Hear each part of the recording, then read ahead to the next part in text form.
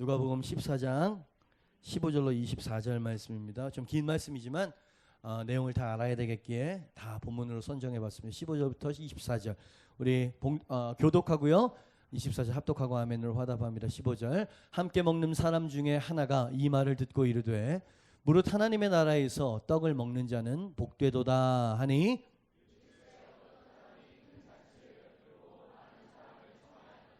잔치할 시각에 그 청하였던 자들에게 종을 보내어 이르되 오소서 모든 것이 준비되었나이다 하매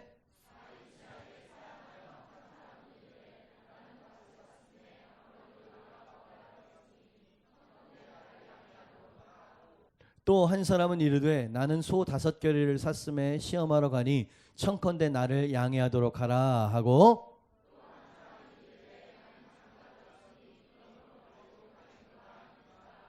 종이 돌아와 주인에게 그대로 고하니 이에 집주인이 노하여 그 종들에게 이르되 빨리 시내의 거리와 골목으로 나가서 가난한 자들과 몸 불편한 자들과 맹인들과 저는 자들을 데려오라 하니라.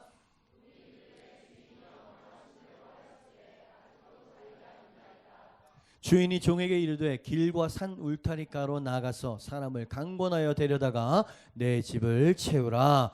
내가 너에게 말하노니 전에 청하였던 그 사람들은 하나도 내 잔치를 맛보지 못하리라 하였다 하시니라.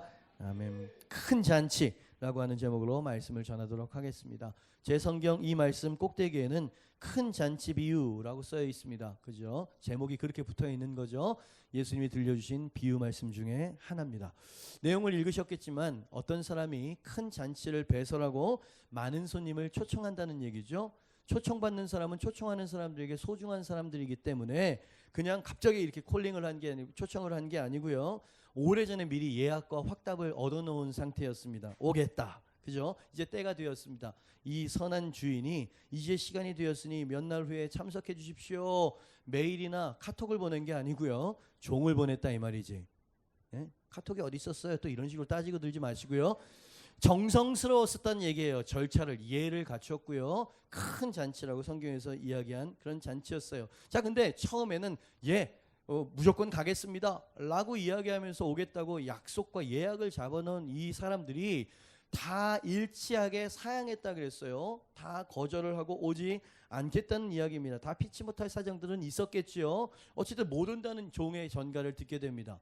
이 전가를 들은 주인이 심히 마음속으로 노하고 화가 났다 그랬어요. 종들에게 그렇다면 길가나 산울이나 여기저기 돌아다니면서 부족하고 초청받지 않은 사람들을 다 데리고 와라. 그래서 잔치집이 가득 찼다는 이야기고요. 성대한 잔치가 그렇게 진행이 됐다는 이야기죠. 그렇게 모여든 사람들은 잔치집을 가득 메웠고요. 참 아이러니한 현상이 일어나게 된 거예요.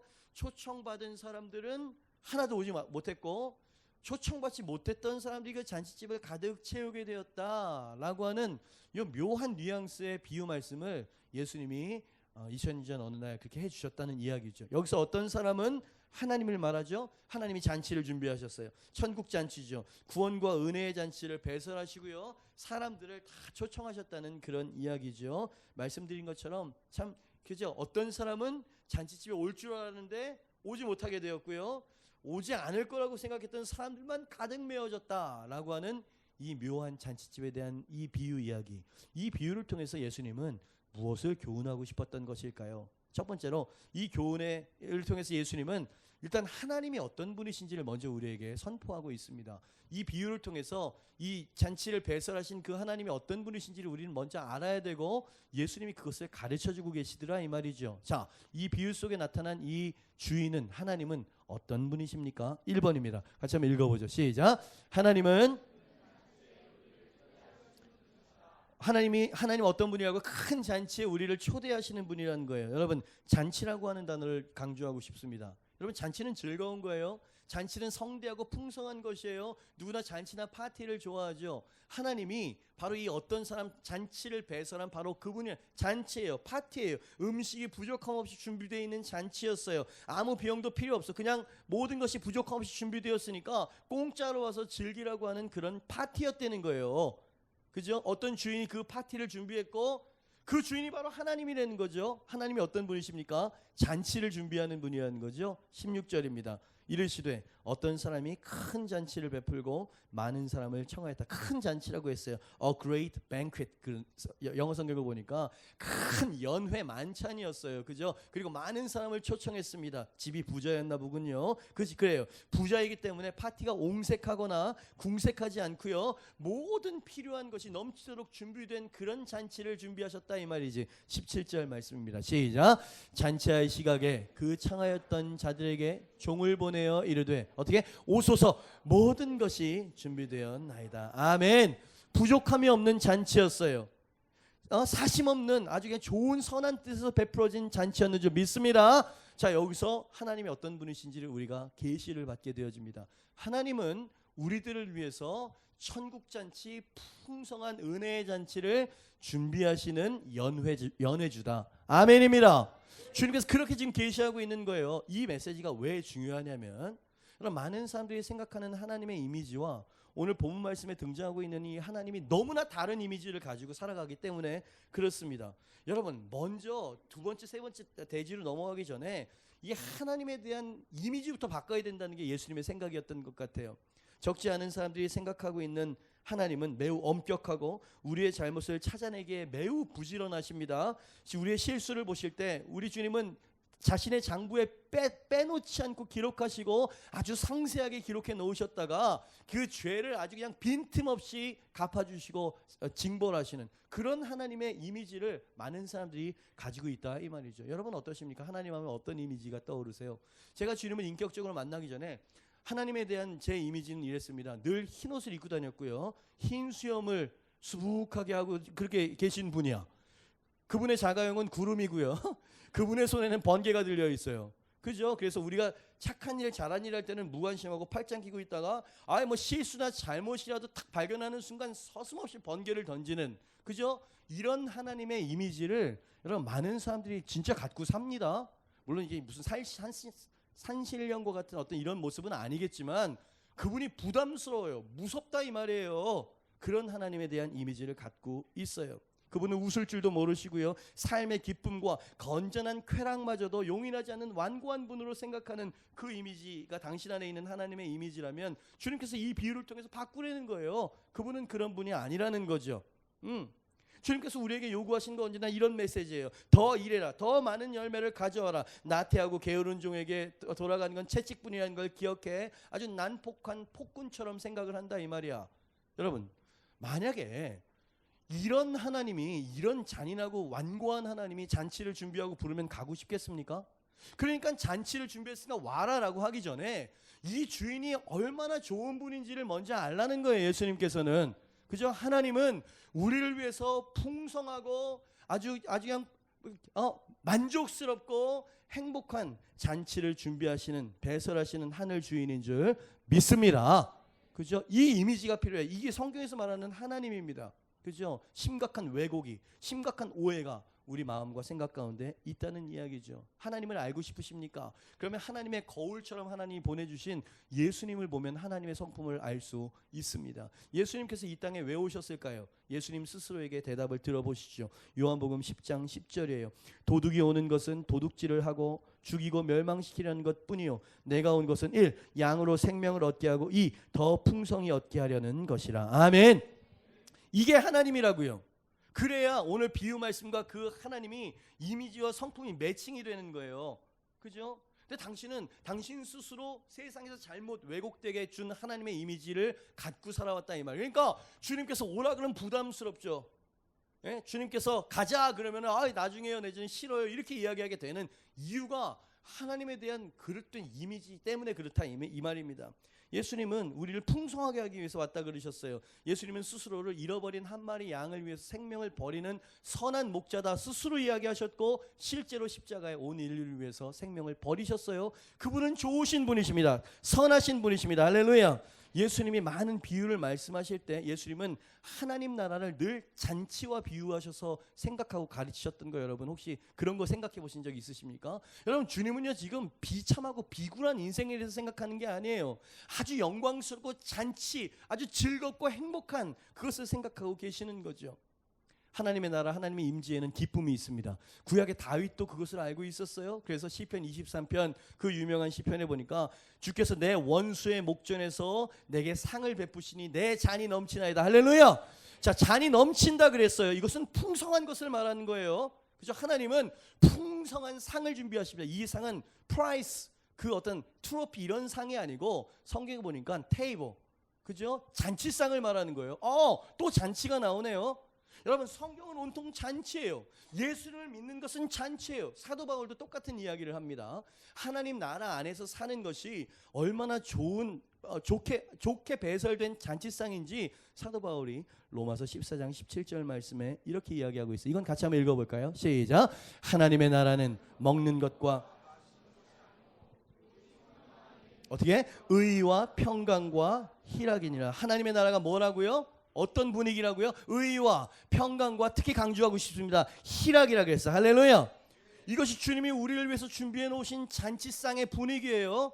여러분, 당신이 예수 그리스도를 믿는데 기쁘지 않고 부담스럽다, 문제가 있는 겁니다. 아직까지 도달하지 않은 거예요. 여러분, 성경에서는요, 내 안에는 fullness of joy 그랬어요. In your presence. 주의 임재 안에는 충만한 기쁨이 있다고 이야기했고요. 주님을 따를 때는요, 의와 평강과 희락으로 충만케 되어진다고 말씀하신 줄 믿습니다. 여러분, 그러니까 뭔가가 지금 채널이 좀 틀려요. 채널이 맞지 않고 있다고요 지금. 여러분, 요한계시록이라고 하는 성경을 읽어보셨습니까? 계시록 마지막에 보니까 여러분, 성도의 운명의 마지막이 어린 양의 혼인잔치로 끝나요. 전부 잔치야. 전부 잔치야. 그죠? 성도의 인생은 지금 현재가 잔치여야 하고 이제 올 그 세상도 주님과 영원히 동고동락하는 잔치인 줄 믿습니다. 그죠? 주님께서 지금 그 얘기를 하는 거야. 하나님은 잔치를 배설하신 하늘 주인이셔. 너희를 위해서, 예수님도 그러셨잖아요. 내가 너희를 위해 집을 마련하기 위해서 간다. 내 아버지 집에는 거할 것이 많도다. 계시록에 보니까 그냥 갖가지 좋은 보석과 휘황찬란한 것이 천국에 가득 차 있다고 이야기를 하죠. 여러분, 그분이 마련하신 잔치집은 아주 즐겁고 행복하고 풍성한 줄 믿습니다. 그러니 예수님은 언제나, 예수님이 오신 목적도 자기의 신부들을 얻기 위해서였어요. 그죠? 그 혼인잔치를 준비하고 하기 위해서 오신 거라 이 말이지. 그래서 저는 한번 상상해 보는 거죠. 가나 혼인잔치에 딱 초청받아 가셨을 때 주님은 아마 흐뭇한 표정으로 바라보셨을 거예요. 왜냐하면 주님께서 언젠가 이 영혼들, 주님께서 택하신 그 영혼들과 어린 양의 혼인잔치를 이루실 것을 주님께서 염두에 두고 오셨기 때문에 그 혼인잔치가 그렇게 좋았을 거란 말이지. 물론 그 혼인잔치는 아비규환처럼 또 포도주가 없어서, 근데 그 포도주가 없는 아비규환 속에서 주님께서 잔치가 잔치되도록 만드셨죠. 주님은 이렇게 회복하시는 분이십니다. 할렐루야. 우리를 억압하시는 분이거나 우리의 실수와 잘못을 찾아내시기 위해서 혈안이 되신 분이 아니란 말이죠. 자, 하나님의 은혜를 만끽하고 싶어? 하나님의 잔치상에서 배부르게 먹고 싶어? 그러면 하나님의 이미지부터 바꿔라. 하나님을 온전히 알아라. 하나님은 선하신 분이시고 하나님은 우리에게 좋은 것을 준비하고 예비하신 분이시다. 할렐루야. 여러분, 파티를 놓쳐서는 안 돼요. 이 잔치라고 하는 이 개념을 놓쳐서는 절대로 안 된다 이 말이죠. 주님께서 지금 첫 번째로 계시하시는 게 제 눈에는 그 하나님을 소개하고 있는 것처럼 보인다 이 말이죠. 솔직히 말합시다. 신앙생활에 여러분 행복하세요? 날 구원해 주셔서 너무 감사한 거는 있는데 솔직히 말해서 셀리더 되고 싶으세요? 그것만은 피하게 해주세요. 주님께서 우리에게 항상 요구하시는 건 기도해라, 전도해라, 셀리더가 되라, 헌신해라, 이렇게 계속 푸시만 하는 것 같은 느낌이 있잖아요. 그죠? 그러니까 주님 입장에서 보면 영광스러운 정말 축제에 들어올 수 있는 방법을 말씀하신 건데 우리는 그것을 다 피하고 싶어 한다면 이거 뭔가 잘못되어 있는 거예요. 지금 채널이 안 맞고 핀트가 안 맞고 있다는 거죠. 하나님의 견해와 우리의 견해 사이에 뭔가 어긋난 것이 있습니다. 무언가 조금 더 깊이 있는 깨달음이 필요해요. 무언가 조금 더 핵심에 닿은 깨달음이 우리에게 있어야 되는 거예요. 우리가 어쩌면 진정한 기쁨과 만족이 어떤 것인지 조차 알지 못하는 사람일 수도 있다고 오늘 우리 말씀에서 이야기하는 거예요. 그죠? 주님께서 말씀하신 그 잔치상의 행복함과 풍성함은 어떤 것일까요? 의와 평강과 희락으로 가득 찬 하나님의 나라는 도대체 어떤 것일까요? 그죠? 마더 테레사 아시죠? 캘커타 거리에서 고아들과 이 노숙자들과 이 병자들과 평생을 사시면서 돌보시고 해서 성령 이렇게 이야기를 하잖아요. 여러분, 이 캘커타 거리에 어떤 여인이 그 인도를 찾았냐면 영국의 한 백작 귀족 부인이 인도 거리를 이제 여행을 했다는 얘기가 이제 전해 내려와요. 유명한 얘기입니다. 근데 이분이 백작 부인으로 부족함 없이 물질 뭐 하고 싶은 건 다 할 수 있고 먹고 싶은 건 다 먹을 수 있고 집도 호화 궁궐이고 그런데 마음속에 허전하고 채워짐이 없네. 예? 이제 인생을 배우는 거죠. 돈으로 세상 어떤 것을 채울 수 없다는. 그래서 먹어봤자 맛도 없고 이 권태스럽고 이 염세적인 이 느낌을 떨칠 수 없어서 이분이 여행을 막 돌아다녔다는 거예요. 여기저기 돌아다니는데 보는 것도 그래. 그때뿐이고 하루 지나면 또 권태스럽고 집에 가고 싶고 막 이런 거예요. 인생이 그런 거예요, 여러분. 그래서 이분이 한 번 인도를 갔는데 인도 캘커타 거리를 이제 가게 된 거야. 가는데 거기에 보니까 이 수녀들이 이 완전 뭐라 그럴까요? 이 노숙자들 판이죠. 완전 더럽고 비천한 거리를 냄새 한 번도 가보지도 않은 여길 가는데 이 수녀 섬기는 수녀님들의 눈빛과 표정이 절대 고요, 절대 평안, 절대 만족이야. 얼굴에서 빛이 나는 것 같은 거예요. 내가 찾던 게 바로 저런 거였거든. 그래서 테레사 수녀를 만나고 싶습니다. 난 영국에서 온 누구누군데. 그래서 이 만남이 이루어진 거예요. 그래서 당신의 그 기쁨과 평안의 이유가 뭡니까? 라고 물어봤을 때 테레사 수녀님이 쉽게 그냥 너무 간단하게 예수님이요 이렇게 이야기했으면 그래요? 그러면서 갔을 거예요. 그죠? 근데 테레사 수녀님이 아주 기가 막히고 아주 놀라운 말씀을 했다는 거 아닙니까? 그 비밀을 알고 싶으세요? 그 진정한 그 만족과 희락을 알고 싶으세요? 그러면 며칠 동안 저희와 함께 저희가 사는 대로 동일하게 한번 살아보시죠. 그러면 알게 될 거예요. 제가 약속합니다. 딱 이렇게 이야기한 거야. 근데 다시는 오기 싫죠. 이 냄새나고 막 이런 이 누더기 이런 데를. 근데 그게 너무 궁금했던 거예요. 참다운 만족과 기쁨이 뭔지. 그래서 그 다음날 왔더니 귀부인들 오면은 뭐 상석 주고 막 이렇게 하잖아. 똑같이 입고 똑같이 먹이고 똑같이 일을 시키는 거예요. 맨 처음에는 한두 시간은 힘들었습니다. 근데 이 반나절 정도 애들 고름을 닦고 먹이고 씻겨주고 놀아주고 막 이거를 하는데 나도 모르게 내 마음속에서 기쁨이 싹 용솟음 치는 걸 느끼게 되는 거예요. 그래서 우울한 기분이 싹 가시고 정말 내가 생생하게 살아있는 것 같은 기쁨과 만족이라고 하나 할까? 먹는 것과 입는 것과 세상 것으로 만족할 수 있는 그런 종류의 것이 아니었어. 이거는 설명하기 힘든 기쁨이에요. 그래서 하루를 있고 그냥 하루만 잠깐 있다가 와야지 그랬는데 이틀 3일 있으면서 아주 그냥 일주일 내내 여행 기간 내내 거기서 섬기면서 아주 행복하고 만족한 삶을 살았네. 그때 깨달은 거예요. 세상이 주는 그 순간적이고 찰나적인 기쁨이 아니라 영혼 깊은 곳에서 주는 만족이라는 게 있구나. 하나님의 나라는 먹고 마시는 데 있는 것이 아니라 오직 성령 안에서 의와 평강과 희락이니라. 여러분 채널을 이제 맞추고 계십니까? 주님께서 말씀하시는 건 세속적인 만족과 세속적인 번영을 이야기하는, 물론 그런 축복도 주십니다. 그런데 여러분 이 뿌리 기반이 내려지지 않은 이런 사람에게 여러분 그런 걸 주면 타락하게 돼요. 거긴 만족이 없는 거예요. 어떤 일이 벌어진 것입니까? 예?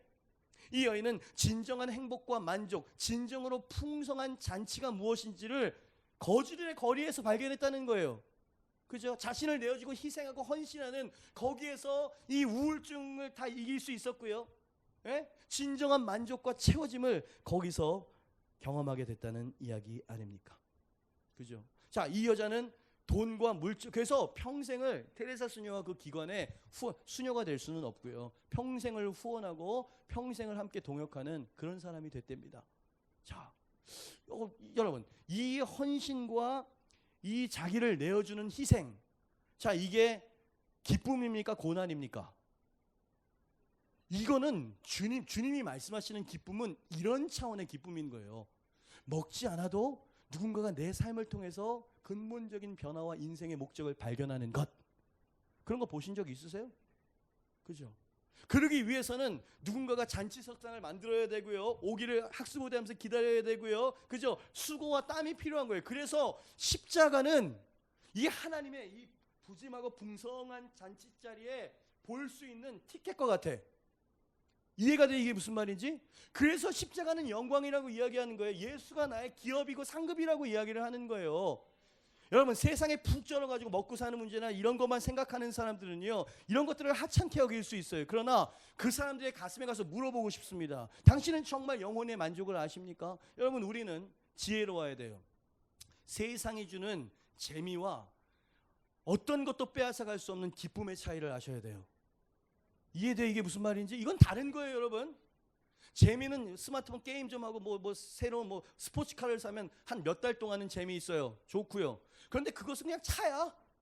예? 그죠? 그러나 내 마음속에 그 심연 깊은 곳에 올라오는 그 만족과 그 기쁨이라는 게 있죠. 이 수녀를 만났던 그 여인이 그걸 발견한 거, 그거를. 예? 이게 바로 내가 살아가고 생명 안에 있는 삶입니다. 그죠? 거기에 만족이 있는 거예요. 여러분 잘 구분하시길 바랍니다. 세상이 주는 편리와 세상이 줄 수 없는 평강이라는 게 있어요. 열심히 노력해서 기회가 좋아가지고 얻게 되는 행운이라는 게 있고요. 정말 빼앗기지 않는 행복이라는 게 있어요. 라면 한 그릇을 먹으면서도 행복할 수 있는 거 아시죠? 여러분 이건 차원이 다른 얘기예요. 근데 온통 이 시대 사람들은 육신적이고 세상적인 것에 눈이 멀어가지고 살아가니까 이런 것들이 소중한 줄을 모르더라 이 말이에요. 예? 주님께서 여러분 잔치를 준비하셨습니다. 할렐루야. 그죠? 물론 여러분 인정합니다. 주님을 따르고 섬기는 헌신자의 삶에는요 고난이라는 게 있어요. 그죠? 근데 그 고난도 여러분 그 고난으로 말미암아 제가 말씀드린 이런 기쁨과 만족을 경험할 때요 싹 사라지게 될 줄 믿습니다. 그죠? 거기에 삶의 의미와 목적이 있는 거예요. 우리 지금 잔치에 대해서 이야기하잖아요. 세상이 주는 잔치, 세상에서 배설된 파티는요 술 취함과 방탕함의 즐거움을 주지만 결국에는 허망하고 끊임없는 경쟁, 망신, 그리고 멸망, 뉴스를 보면 다 나오잖아요. 그게 세상이 주는 잔치의 열매들의 음식들이란 말이야. 근데 우리 주님께서 배설한 그 잔치는요 죽어도 행복한 보람감이 있습니다. 할렐루야. 누군가 인생의 진정한 변화를 만들어내었다고 하는 뿌듯한 자부심. 와우. 여러분 사람의 당당함이 거기서 나오는 거예요. 그죠? 주님으로부터 온 그 생명의 그 향기가 내 안에서 노래가 되어가지고 내 삶으로 노래가 보여져요. 근데 이 절망하고 아무 무채색이죠. 흑백 TV와 같아요. 그죠? 그냥 아무 생동감이 없는 그런 사람들에게 내 안에 있는 내 안에 말이 잘 안 돼. 주님이 나에게 인생의 칼라를 불어넣어 주셨어요. 아주 제가 좋아하는 문장 중에 하나가 Jesus put the color in my life. 예수님이 내 인생에 칼라, 색깔을 부여해 주셨어요. 그 전에는 색깔이 없었어요. 그죠? 흑백 무미 건조한 인생을 살았는데 갑자기 예수 그리스도로부터 신령한 기쁨과 만족이 훅 들어오기 시작해요. 그래서 그것을 내 삶으로 노래를 하기 시작하는 겁니다. 그러니까 그랬을 때 주변에 이 무채색으로 살아가는 사람들이 이 색깔을 보고 이 냄새를 맡는 거예요. 그래서 그 이유가 뭐냐고 이야기하고 와서 그도 예수 그리스도를 믿고 영접하여 하나님의 잔치상에 들어가서 와 이런 게 있었구나. 그럼 이게 교회의 사명 아니에요? 여기에 진정한 기쁨과 만족이 있는 것이랍니다. 할렐루야. 예수님께서 이렇게 말씀하셨어요. 요한복음 14장 27절 말씀이죠. 자, 이 말씀 같이 한번 읽어볼까요? 시작. 평안을 너희에게 끼치노니 곧 나의 평안을 너희에게 주노라. 내가 너희에게 주는 것은 세상이 주는 것과 같지 아니하니 너희는 마음에 근심하지도 말고. 여러분 세상이 주는 것과 같지 않다. 그러니까 평안 중에 우리가 세상이 주는 평안 쪼가리도 있다는 거예요. 근데 내가 주는 건 그렇지 않다는 거야. 내가 주는 것은 세상이 줄 수도 알 수도 없는 그 심연 깊은 곳에 평강을 내가 줄 거야. 아멘. 당신에게 필요한 건 이겁니다. 사람은 이런 게 차야 당당하고 의연하게 살아갈 수 있는 거예요. 가슴이 뻥 뚫려 있는데 돈은 좀 있어. 육으로 사는 거지 뭐. 타락의 극치로 그냥 살아갈 뿐인 거죠. 죄를 쌓을 뿐이고요. 허망한 인생을 살아가고 계시군요. 주님께서 우리에게 딱 보여주시는 거예요. 우리 인생이 그런 거 아닙니까? 예? 이건 돈으로 명예를 얻을 수 있는 게 아니에요. 요한복음 15장 11절입니다. 내가 이것을 너희에게 이름은 내 기쁨이 너희 안에 있어 너희 기쁨을 충만하게 하려 함이라. 아멘. 아멘. 그죠? 여러분 롯데그룹 그 가족 여러분 뉴스를 좀 읽으시거나 보셨습니까? 그죠? 롯데 그 경영권을 놓고 형제가 지금 왕자의 난 이래가지고 지금 완전 전쟁 중이죠. 이 경영권을 얻겠다고 부모도 완전 무시하고 외면하고. 그죠? 누가 승기를 잡았네? 아니네. 이제부터 전쟁이 시작이네. 두 사람 개인의 어떤 탐욕의 싸움이 집안 전쟁으로 번졌어요. 자, 경영권을 얻었다고 칩시다. 행복할까요? 여러분 아주 중요한 가치를 그 사람들은 잃어버리고 있죠. 그죠? 근데 세상은 이런 식으로 살아간다 이 말이야. 그러니까 만족이 없죠. 주님이 차려주신 잔치상은 그렇게 아비규환적인 이기적인 그런 자리가 아니에요. 여러분, 세상 뷔페에서는 여러 가지 그런 음식을 먹을 수 있어요. 그죠? 그러나 주님이 차려주신 그 테이블의 음식들은 어떤 것인지 아세요? 은혜예요. 자비예요. 관용이에요. 사랑이에요. 긍휼이에요. 할렐루야. 죄를 완전히 씻음 받았다라고 하는 해방감이에요. 그죠? 이런 거예요. 이건 완전 다른 차원이거든. 그죠?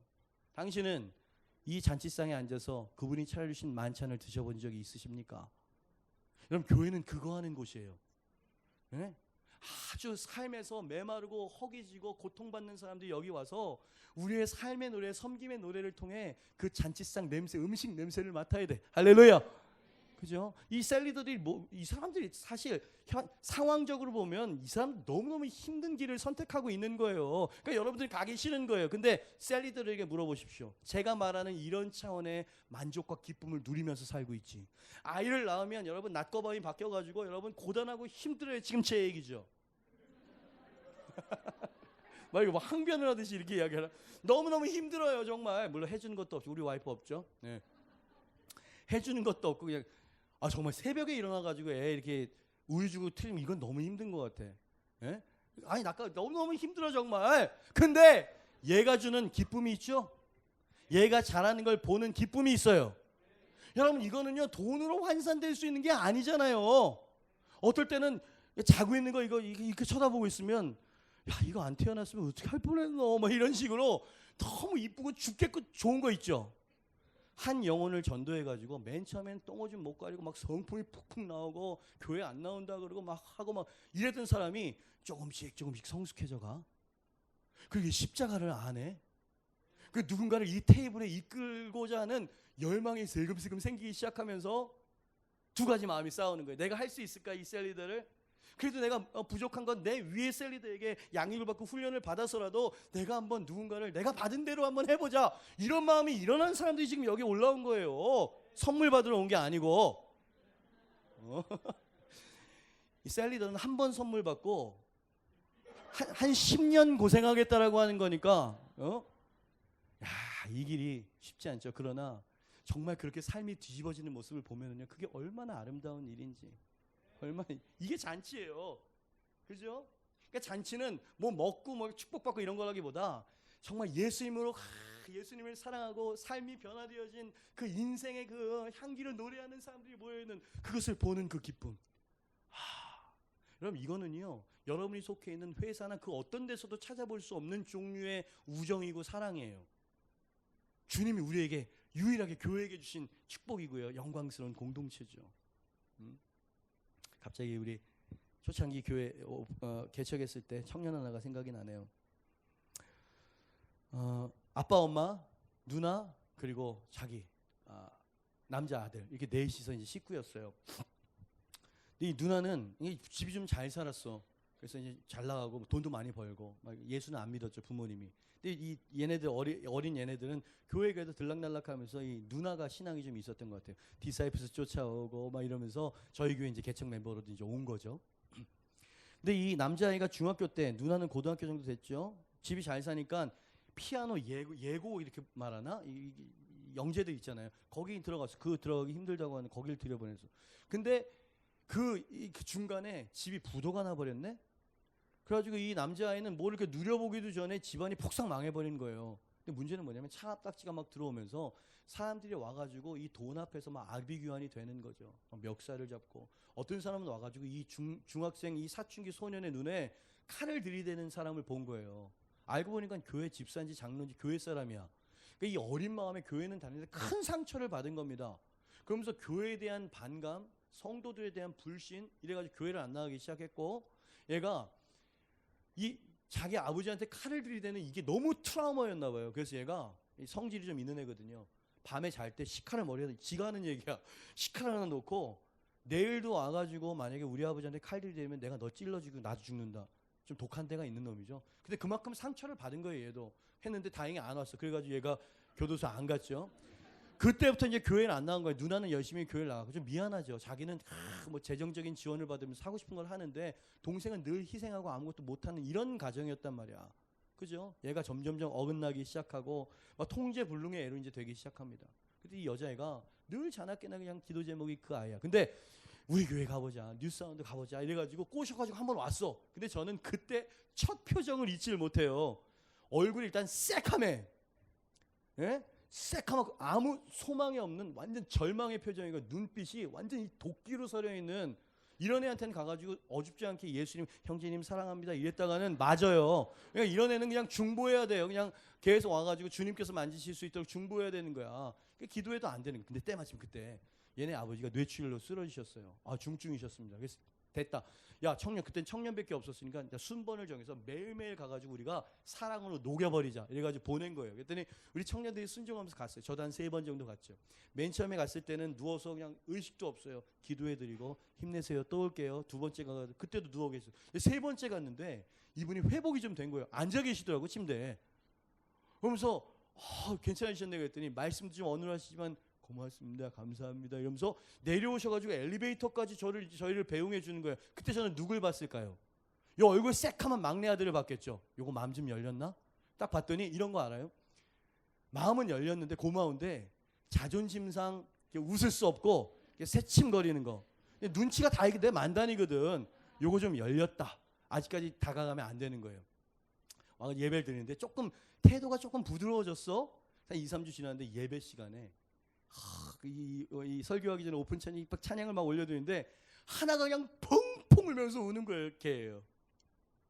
그러니까 신앙이 있었고 상처 때문에 주님을 이렇게 붙잡을 수 없어서 떠나기는 했지만 그냥 다시 주님 앞에 돌아가고 싶은 마음도 있었던 거예요. 펑펑 우는데 야, 됐다. 그때 그 순간에 딱 주님이 주셨던 마음이 쟤를 셀리더로 훈련을 시키라고 하는 강한 마음을 주셨어요. 여러분, 조금 인격과 성품이 안 된 사람이 리더가 되면 조금 공동체가 힘들어지는 거 아닙니까? 그래서 저는 망설였는데 주님 주신 마음이라고 확신하고 셀리더를 딱 세운 거야. 세웠는데 역시나 딱 들어와가지고 인상 팍 쓰고 시크하게 있는 거예요. 그러려니 이런 거 가만 내버려둬야 돼. 가가지고 형제님 왜 그러세요? 이러면은 이거 안 돼. 그냥 가만 내버려두고 기도만 해줘, 기도만. 그래가지고 한 주, 2주 해서 5주째인가 6주째 이제 훈련하는데 그때 주제가 상한 감정의 치유라고 하는 어떤 내용의 내적 치유에 대한 이야기를 서로 이제 나누고 공부하고 이제 나누자 그랬는데 이게 뭐라 그럴까요?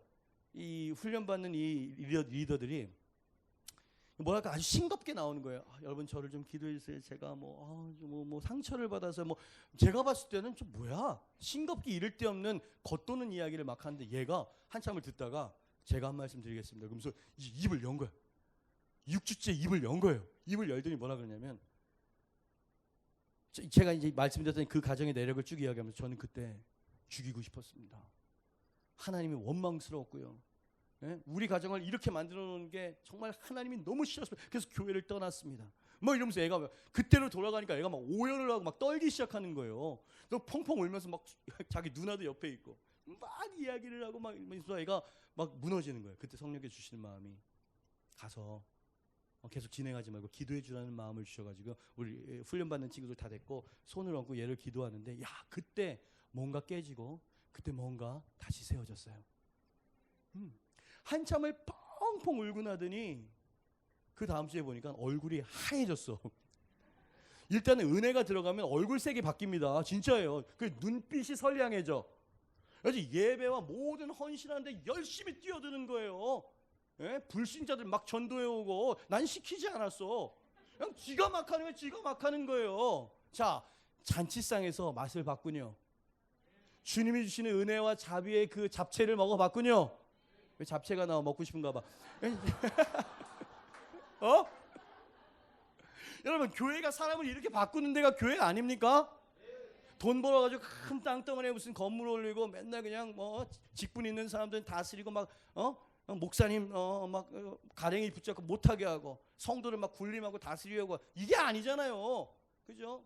여러분 이 교회에 젊은이들이 얼마나 많은 교회입니까? 껄렁껄렁하고 좀 놀지 않은 애들 오면 제가 누구를 셀리더로 붙일까요? 얘를 붙이면 되는 거야. 지 캐릭터가 그래.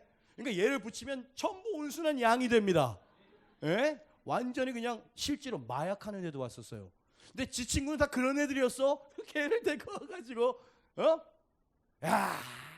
제가 말하고 싶은 건 그 모습을 보는 제 마음이 어땠을 것 같으세요? 여러분 이미 알고 있어요. 여러분 표정과 이 분위기가 이야기해주고 있어요.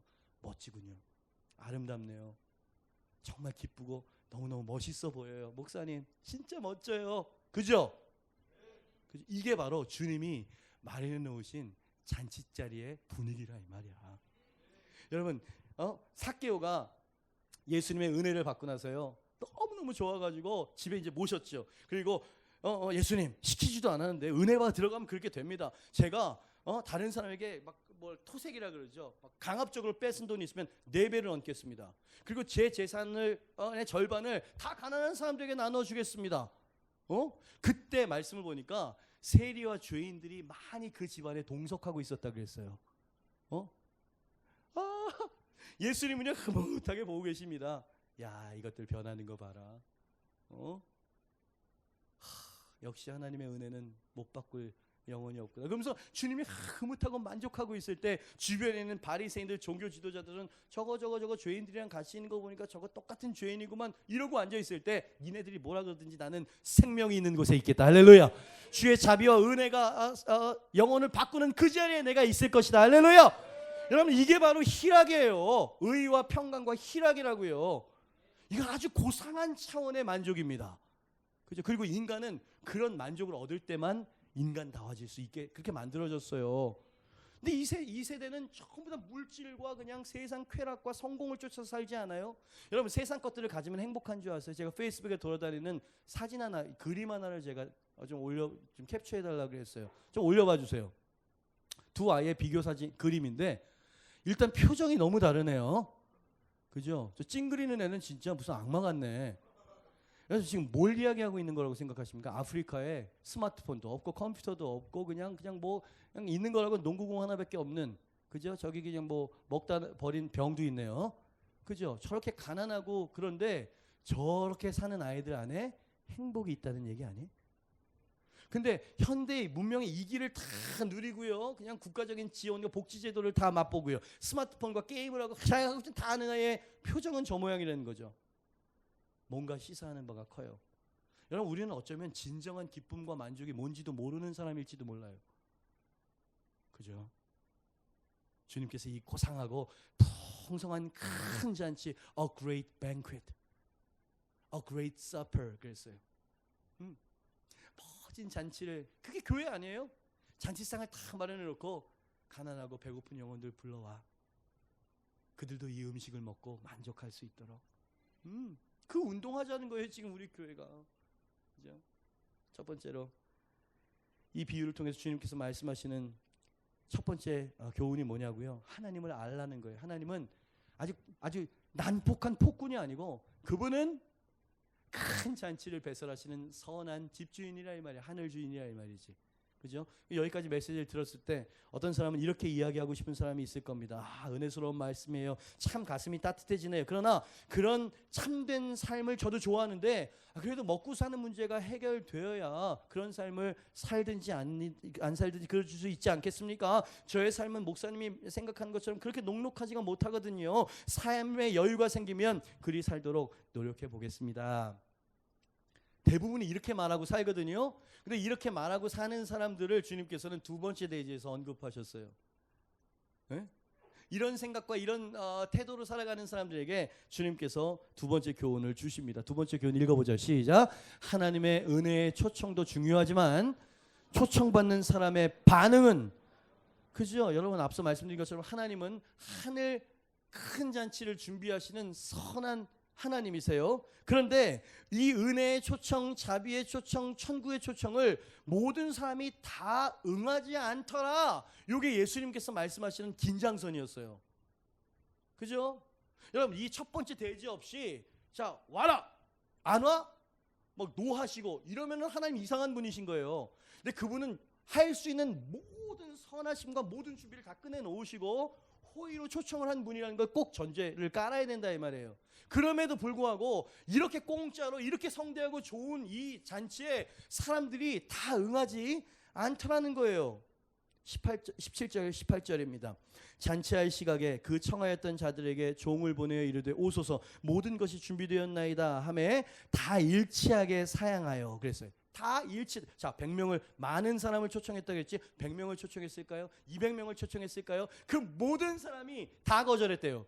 다 일치하게 사양했다. 사양한 이유를 보니까요, 너무나도 어처구니가 없어요.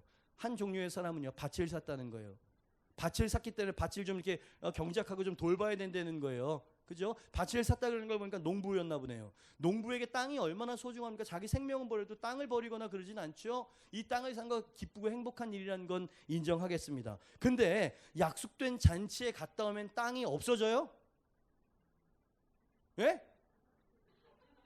여러분, 그러니까 이 주인이 노하고 무리하고 이게 분노하는 거는요, 이유가 있는 거예요. 이거는 피치 못할 사정이 아니라 변명하는 거예요. 변명하는 거. 핑계대고 있는 거라 이 말이에요. 내 소유, 재정적인 재물에 재물을 더 쌓는 거, 이런 것들이 좋아가지고 그냥 궁색하게 변명을 하는 거예요. 말을 보니까 양해해 주십시오라고, 양해라고 하는 단어를 써서 정중하게 이야기는 했어요. 그죠? 그러나 그 중심은 하나님 이게 더 좋아요. 예? 잔치 그거 안 먹어도 돼요. 예? 이런 식이었어요. 그죠? 그래서 거절을 했다라고 이야기를 하고 있어요. 두 번째 부류의 사람들은요, 어떤 사람이었습니까? 소 5결의를 샀다고 해서, 결의는 소 2마리를 딱 이렇게 비슷하게 생긴 높이를 이렇게 하고 이 소 등에다가 구레, 그죠? 농기구예요. 땅을 가는 기계를 딱, 그걸 결의라고 이야기합니다. 그러니까 결의 하나를 갖고 있다 그러면은 소 2마리를 최소 가지고 있는 부자라는 뜻이야. 근데 이 사람은 소 5결의를 갖고 있다 그러니까 적어도 소 10마리를 가지고 있는 부자라는 얘기죠. 네. 이 결의를 샀는데 이게 잘 굴러가는지 어땠는지 좀 시험해봐야 된다 그러는 거예요. 아니, 잔치집에 갔다 오면 이 결의가 무슨 곰팡이 썰어가지고 죽어? 아니, 도둑 맞아?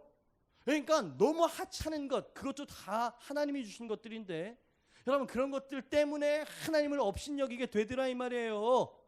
예? 이런 사람이 응하지 않았다라고 이야기를 하는 겁니다. 그죠? 소 5결의 이 부자, 있는 사람이 더해요. 있는 사람이. 그죠? 근데 이 있는 사람들은요, 여러분 여기 있는 사람 없죠? 우리 교회 있는 사람 없더라고.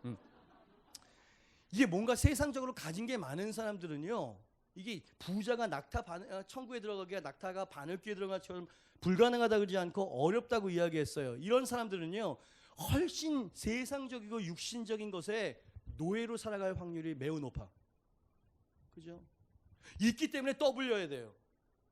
네? 이거를 불리기 위해서는 어떤 수단과 방법도 가리지 않겠다라고 하는 의지가 있으니까 그만큼 성장한 거예요, 이 사람이. 그죠? 그러나 주님께서 오늘 비유 말씀을 통해서 경계하시고 경고하고 있는 거예요. 네가 여러 개의 결의는 더 가질 수 있을지 모르겠다. 그러나 그 여러 개의 결의 대신 천국과 영생은 놓칠지도 몰라. 이 얘기 아니에요 지금? 이 얘기잖아요 지금. 우리는 우리의 삶과 우리의 육신을 돌보는데 가진 에너지를 다 씁니다. 그러나 당신의 영혼은요? 당신의 영혼의 만족은요?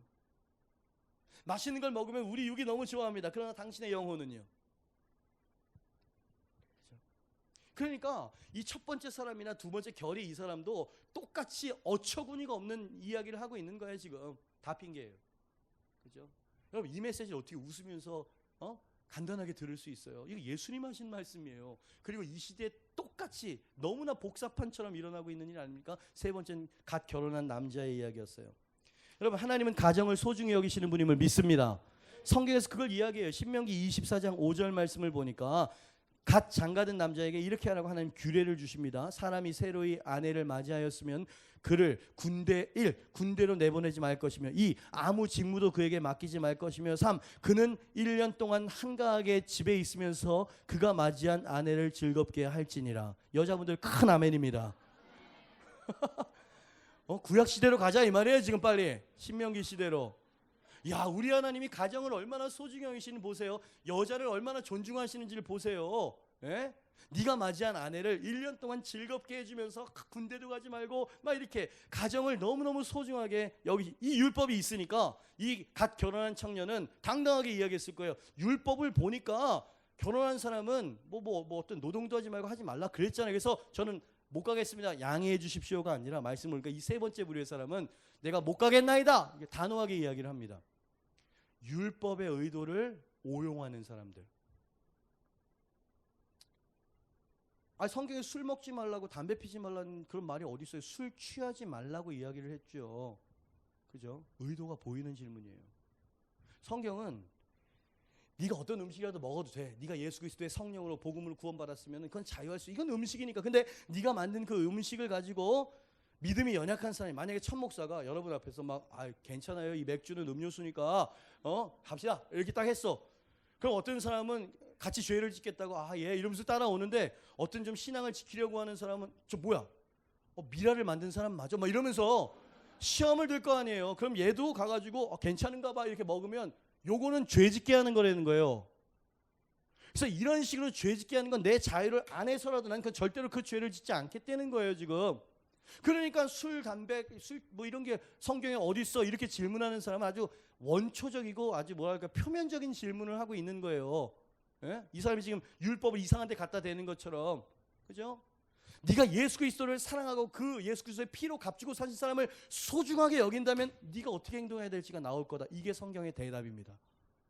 그러니까 예수님을 사랑하지 않고 설렁설렁 살아가는 사람은요, 이런 질문을 할 수밖에 없는 거예요. 그러나 예수 그리스도를 진짜 사랑하는 사람은 주님이 한 영혼을 천하보다 소중하게 여긴다는 걸 알아요. 그렇기 때문에 내 삶을 주의하죠. 조심하죠. 셀리더에게 필요한 건 이런 자세예요. 이런 삶이죠. 그죠? 그러니까 이 사람들은 번거로웠던 거예요. 하기 싫었던 거죠.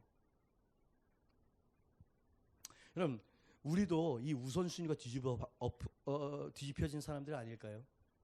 그죠? 이 참 칼날 같아요. 이 신약 예수님의 비유는요, 진짜 칼날 같아요. 우리의 감추어진 의도를 확 드러내는 거예요. 구약은 어떤 면에서 좀 노골적이에요. 불순종했어? 팍! 순종했어? 상급. 뭐 이렇게 약간 좀 뭐랄까 좀 노골적인 데가 있었어요. 근데 신약은 그런 듯 하나 감추어진 외식을 막 드러내고요. 예수님은 아주 날카로우신 분이셨어요. 그 날카로운 수술을 왜 하셨어요? 우리를 잔치자리에 이끌기 위해서. 네? 속아서 세상에 그냥 막 흥청망청 살아가는 사람들을 정말 고상한 잔치자리에 이끌기 위해서. 그죠? 사람들은 말합니다. 헌신도 좋고 은혜도 좋고 주님의 잔치도 다 좋습니다. 그러나 내게는 더 중요한 것이 있어요. 물질이 중요하고 소유, 더 많은 봉급, 더 높은 매상, 집안일, 회사일, 세상 재미, 여가선용까지 모두 주님이 주신, 이건 죄가 아니에요. 해도 됩니다. 근데 주님이 주신 축복으로 말미암아 당신은 주님과 멀어지고 있군요. 핑계를 대고 있고요. 이 사람의 여러분의 삶이 어떻게 사는지 잘 모르겠어요. 그러나 이렇게 살아가는 사람들의 영혼이 피폐해질 거라는 건 분명해요. 그들은 한 조각 한 숟갈에 정말 은혜의 밥 한 술도 뜨기 힘들걸요 아마. 영혼은 메말라가요. 네. 그러면서 그냥 헛된 어떤 환상에 빠져가지고 좀 봉급만 좀 올라가고 조금만 성공하고 좀 이 프로젝트만 따낼 수 있으면 나는 행복해질 거야. No! 그렇지 않아요. 경험해 보셨잖아요. 그 나이가 되셨으면은요.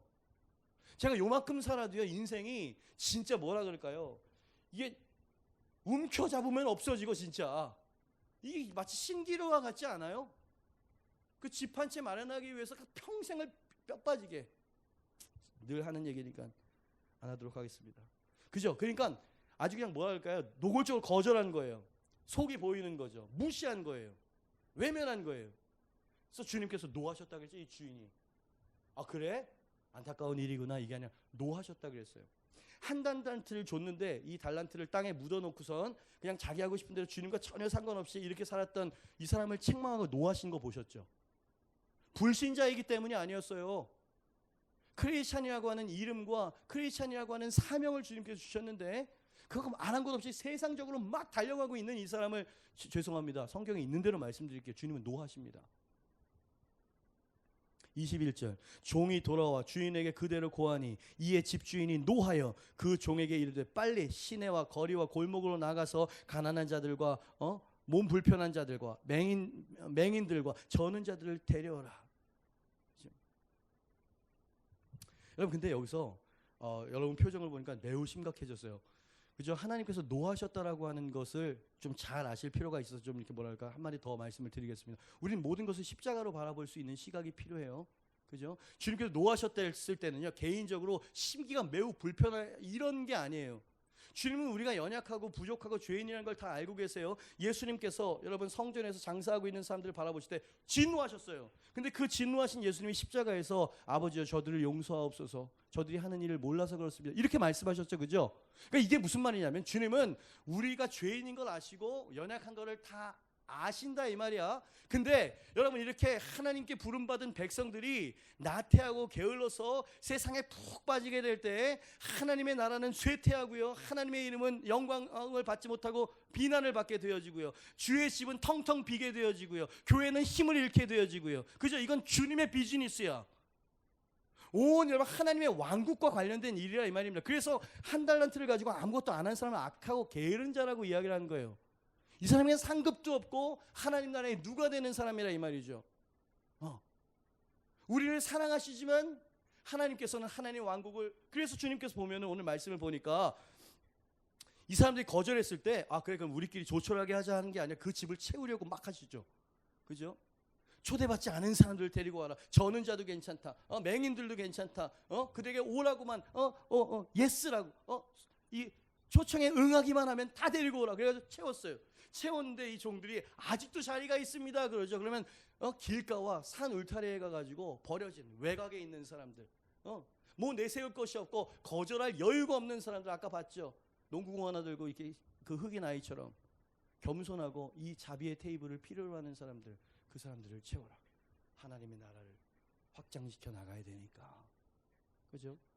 만약에 이게 교회 다니는 사람이 밭, 결의, 그리고 결혼 이런 문제 때문에 주님의 초청, 사명의 초청을 거절하게 되면 주님께서 구원을 못 받는다 이래버리면 행위 구원이 되는 겁니다.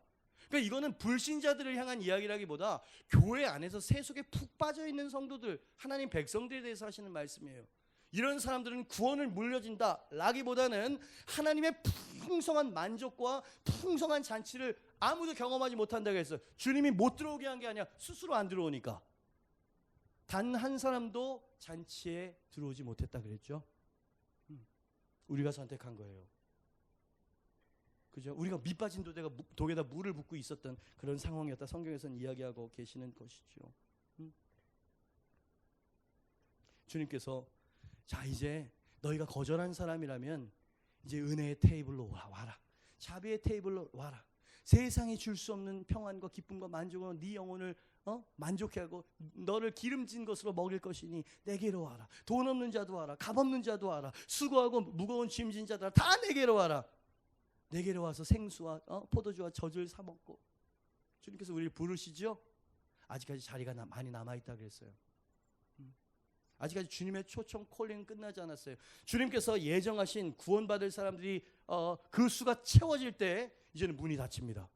그러나 아직까지 주님이 오시기 전 그 문이 닫히기 전에는 아직도 자리가 있다는 거예요. 할렐루야. 만약에 결혼 때문에 오지 않았던 사람이 마음을 돌이켰어. 이걸 회개라고 이야기하죠. 내가 주님의 콜링, 정말 진정한 만족과 진정한 기쁨의 자리를 내가 박찼었구나. 내가 한 짓이 뭐지? 그러면서 주님 앞에 다시 나갔으면 그분이 문을 안 열어주셨을까요? No. 그분이 재림하시기 전까지는 누구라도 올 수 있다는 얘기예요 지금. 그리고 오라는 얘기예요. 당신은 어느 쪽입니까? 어른들만 해당되는 게 아니에요. 아침 예배 때도요, 요 정도 대지 들어갔을 땐 사람들이 굉장히 진지해지더라고요. 예수님께서 우리를 세워놓으신 자리이고 그 표정이 나와야 되는 거예요. 그리고 결연한 결단이 있어야 되는 거예요. 내가 주님의 초청을 거절하진 않았나? 그 하찮은 것 때문에?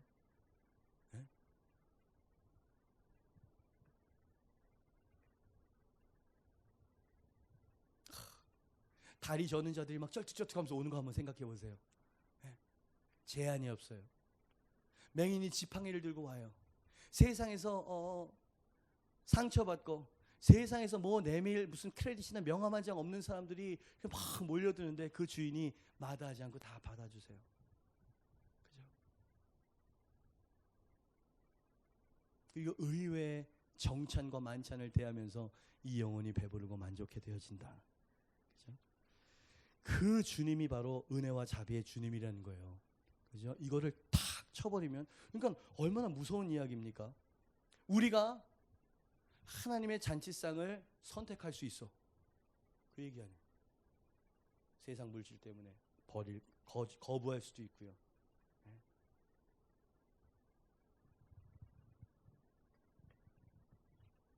생명과 충만의 자리로 나오실 수 있게 주님의 이름으로 축복합니다. 겸손함과 기쁨으로 주님의 초청에 응하시길 주님의 이름으로 축복합니다. 여러분 정말 그런 고상하고 생명 넘치는 그 잔치석상을 여러분 들어갈 수 있는 그 초청장이 뭐냐면 십자가예요. 그래서 십자가가 필요한 거예요. 그죠? 누군가는 땀을 흘려야 누군가가 배부르게 먹을 수 있어요. 그리고 배부르게 먹이면서 보는 그 기쁨을 이 주방장이나 헌신하는 사람은 볼 수 있는 것이죠. 한 가지 사족을 좀 달고 싶군요. 여러분 이렇게 희생하면서 그런 내적인 만족만을 주님께 주신다고 말씀하지 않으셨어요. 너에게 필요한 것이 어떤 것인지 하늘 아버지께서 이미 알고 계시느니라. 그 다음 절 그러므로 너희는 먼저 그의 나라와 그의 의를 구하라. 그리하면 이 모든 것은 너희에게 더하여 주실 것이니라 라고 하는 말씀도 같이 주셨다는 걸 꼭 기억하시길 바라요.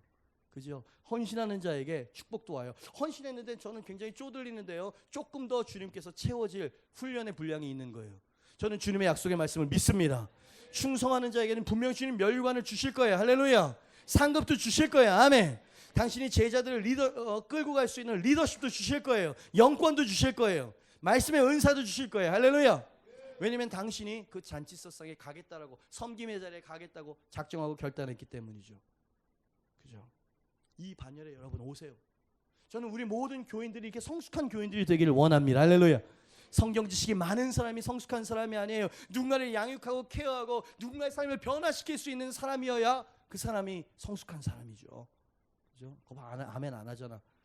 할렐루야. 그래야 됩니다, 여러분. 특히 젊은이들.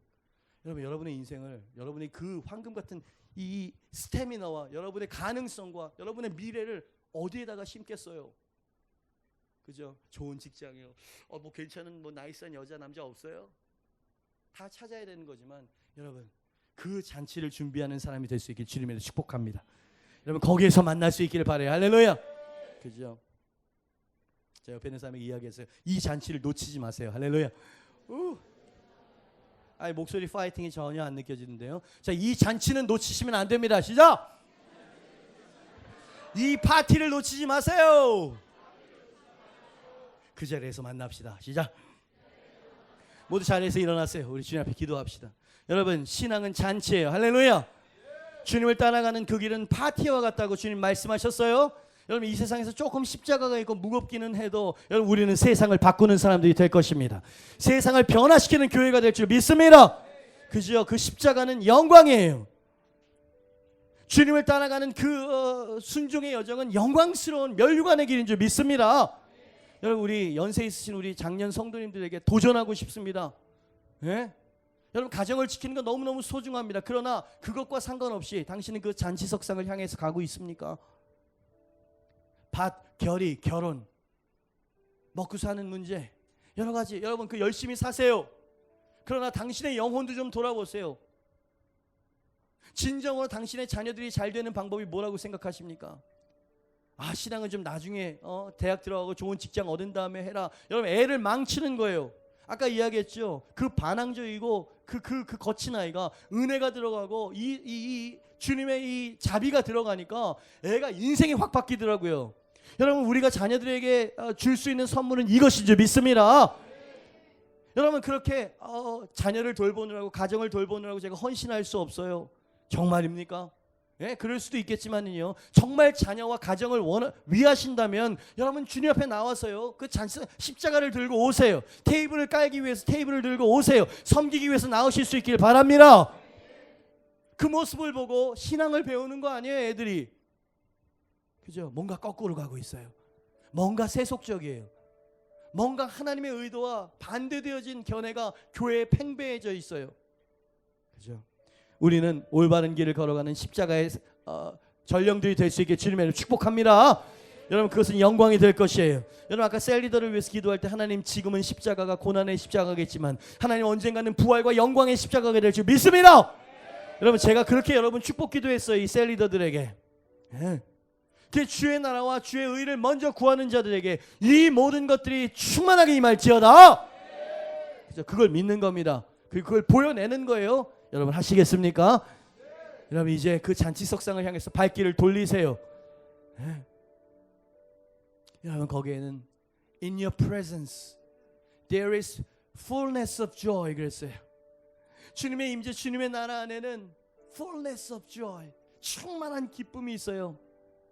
하나님의 나라는 먹고 마시는 데 있는 것이 아니라 오직 성령 안에서 의와 평강과 희락이니라. 이 고상한 영광스러운 하나님 이 테이블에 꼭 앉아 있을 수 있도록 도와주시옵소서. 아니 제가 앉아 있을 것입니다. 하나님 이 잔치를 놓치지 않을 것입니다. 하나님 이 파티, 이 배설해 주신 연회를 저는 절대로 놓치지 않을 것입니다. 제 헌신을 받아 주시옵소서. 제 십자가를 받아 주시옵소서. 두 손을 높이 들고 우리 주여 한번 외치고 기도합니다. 주여! 할렐루야. 주님 감사합니다. 사랑하는 성도님들과 예수님의 칼날 같은 말씀을 나누어 보았습니다.